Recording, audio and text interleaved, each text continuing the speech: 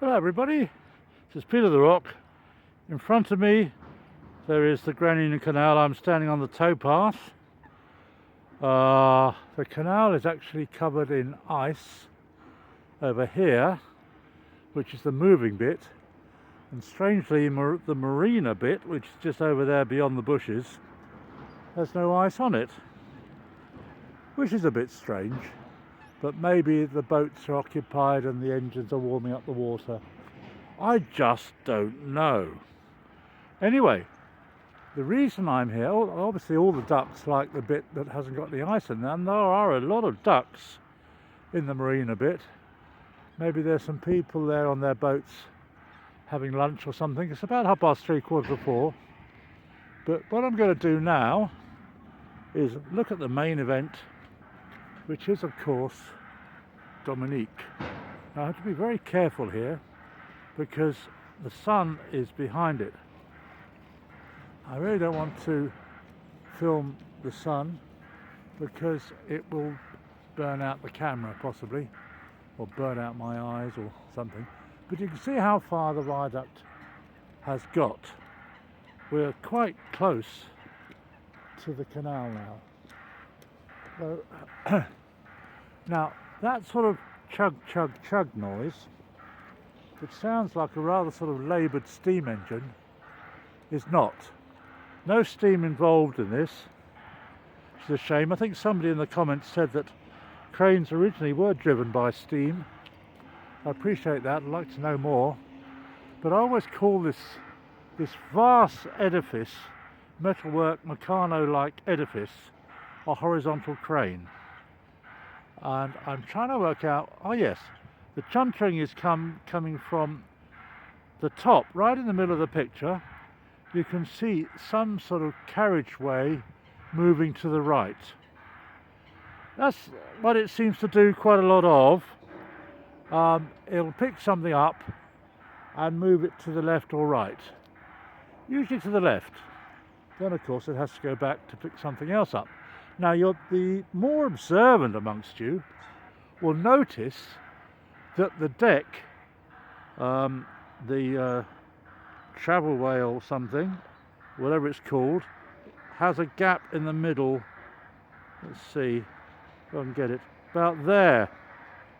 Now there's a film called Speed where they thought nothing of driving a bus at over 50 miles an hour across a huge gap, and every time I see that I think, well crikey, that's a bit unlikely. That's probably disobeying the laws of physics, because I think it was on a bend as well. But you know, the bloke who was most concerned about laws of physics, for those of you who know, is of course Scotty from Star Trek, who would say occasionally, "You cannot break the laws of physics," or words to that effect. Good old Scotty. I wonder how he got the job as the engineer. Anyway, I diverge a little bit, but as I say, I'm still trying to be very careful to avoid filming directly towards the sun. I'm hoping at some point, maybe one of these days, I'll actually see the great Dominique, which could be a man's or a woman's name, move, and it'll move slightly towards London. But obviously what it's been doing is picking up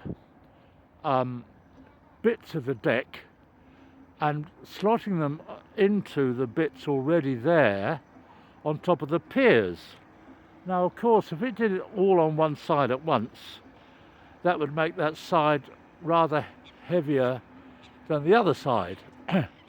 So I assume the system is to do a bit one side and then a bit the other side. That would make the most sense. Now I did travel past this about 11 days ago at night, and it was lit up, but it wasn't a very good video, so I didn't post it, so never mind. But you can see that there are lights already on the machine. There are people up there on the track deck, whatever you call it, in their hi-vis clothes. I suppose that's almost obligatory now, has been for a long time. If you're working on a building site, you have to wear... Oh, and there's a bit of action. Here goes a chap in a hi-vis orange suit down the spiral staircase which they've erected near the pier in front of me, which is rather nice. Now, I think certainly in American jails, oh, there are two chaps going down the spiral staircase. Does that mean they're knocking off or they're going to get something? Anyway, I think certainly in American prisons, I think you have to wear an orange jumpsuit, or was that Guantanamo Bay? I don't know. So if you're an escaped convict, you happen to be watching this, come along here and you'll blend in marvellously.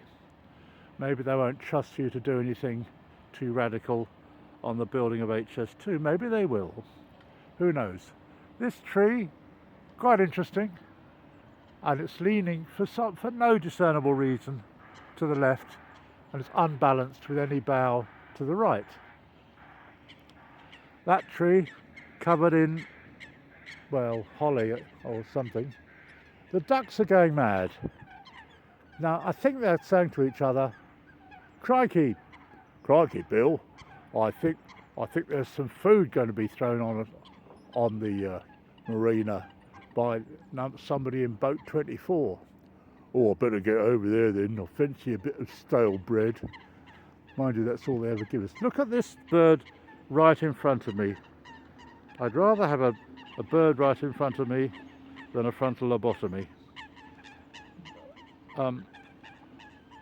They're all looking at each other and skating about a bit. It's rather like a party, really. Oh, marvellous birds. I don't know what they're getting excited about. They surely can't be HS2 fans. I don't think it'll affect them. Shouldn't imagine the windows on the trains will be able to be opened for people to throw bits of bread, even entire loaves, out of the windows as they steam past, steam being the wrong word, on the Colne Valley viaduct, which is what we're looking at now. It's Thursday, the 18th of January.